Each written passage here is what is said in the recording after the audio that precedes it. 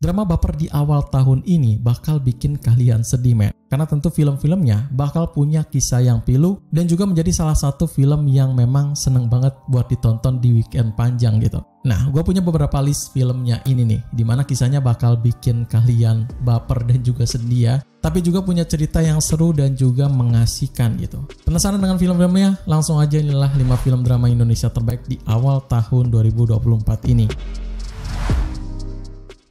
Di pembuka list ini langsung dibuka dengan sebuah film yang ramai di bioskop kemarin, men. Dimana kisahnya ini menjadi sebuah sequel dari film Dua Garis Biru dengan cerita dramanya yang juga lebih intens dibandingkan prequelnya.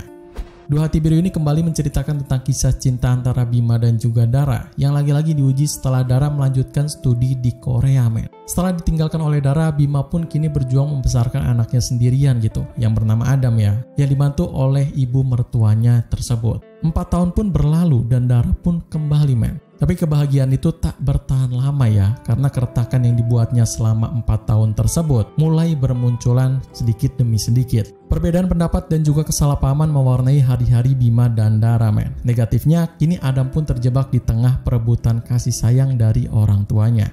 Hadir sebagai film keluarga yang menghangatkan hati, Dua Hati Biru ini menjadi salah satu film favorit oleh para penggemar film drama, men. Kalau di Dua Garis Biru lebih menghadirkan sebuah gambaran tentang berbagai pernikahan muda dengan realistis ya.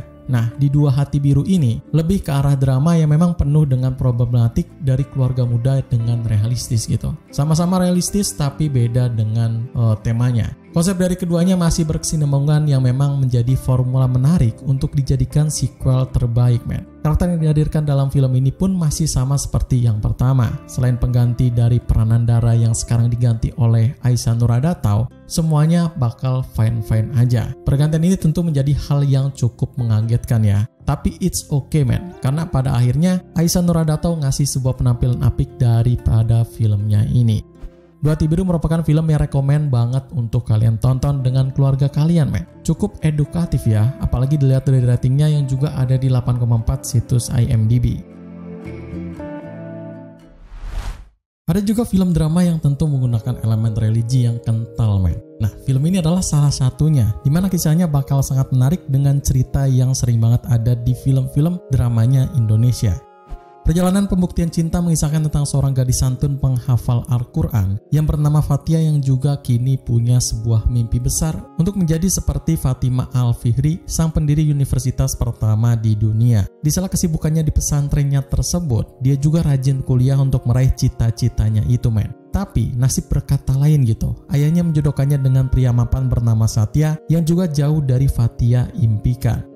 Mengangkat kisah cinta segitiga yang penuh dengan ujian dan juga cobaan, menjadikan film perjalanan pembuktian cinta ini masuk dalam ranah film drama religi deep di awal tahun ini, men. Tapi walaupun punya cerita yang deep dan juga menarik, nggak bisa dipungkiri kualitas dari sinematografinya memang sedikit di bawah dari yang lainnya gitu. Agak terkesan kayak FTV gitu. Cuma karena memang akting para pemainnya yang menutupi hal tersebut, filmnya jadi terkesan saling melengkapi gitu ya. Terutama dia Anissa gitu, yang memang dinilai sangat bagus banget memerankan karakter dari Fatia, men.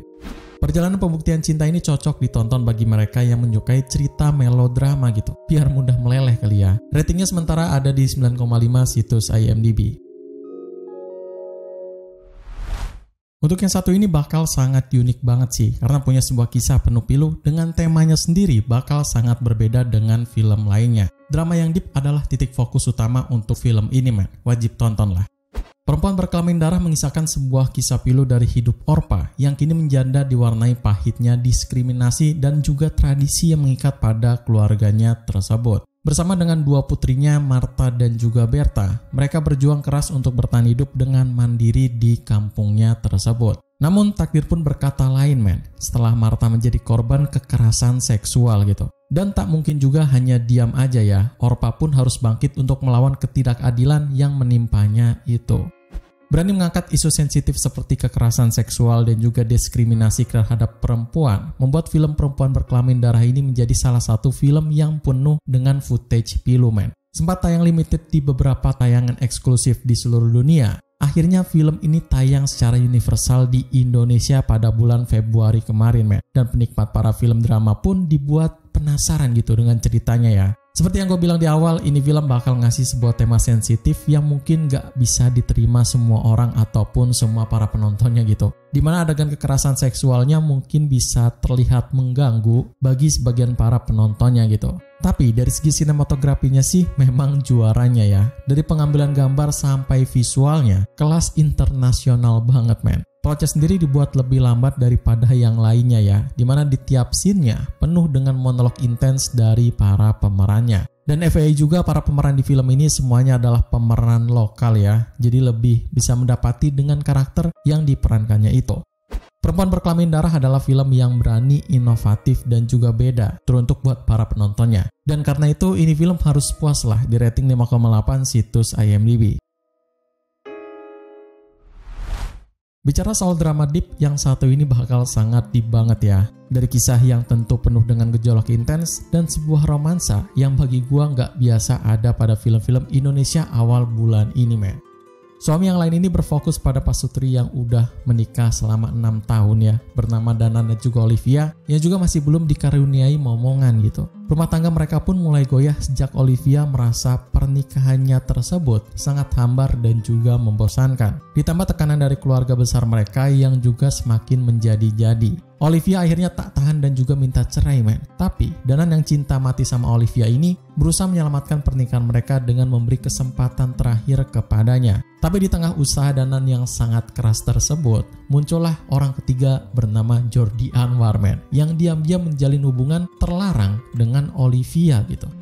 Sama seperti film sebelumnya, ini film pun berani ngasih sebuah kisah perselingkuhan yang juga gamblang banget dibuat secara raw kepada para penontonnya men. Apalagi buat para penonton dari Indonesia gitu ya, jarang banget sih ada gitu.